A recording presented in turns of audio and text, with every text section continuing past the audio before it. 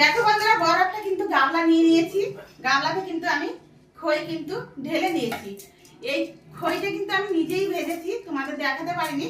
তো চলো আমি খইটাকে কিন্তু পাক দেবো। হ্যালো বন্ধুরা, তোমরা কেমন আছো? আশা করি তোমরা ভালোই আছো। তো দেখো, আজকে কিন্তু শুভ সপ্তমী। শুভ সপ্তমীর দিন কিন্তু আমি খই পাক দেবো। তো কিভাবে পাক দেবো তোমরা আমার সাথে থাকো, অবশ্যই দেখতে পাবে।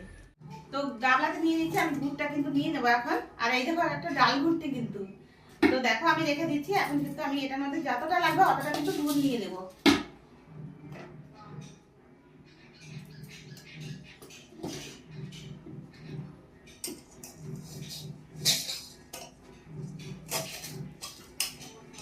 দুধটা কিন্তু খুবই ভালো, দেখো না, চামচ দিয়ে দিচ্ছি তাও শুচ্ছে না।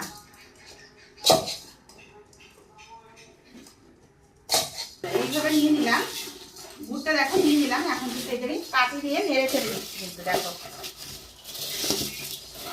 অল্প অল্প গুড় হলে কিন্তু ভালো হয় না, এই খইতে কিন্তু একটু গুড়ের ইটা কিন্তু বেশি দিতে হয়, তাহলে কিন্তু একদম মোয়া মোয়া হবে, খেতেও কিন্তু ভালো হবে। তো দেখো আমি কিন্তু এটাকে মোয়া করবো, ওই জন্য আমি প্রথমে কিন্তু মিশিয়ে নিলাম। দেখো কি সুন্দর হয়ে গেছে। করে দেবে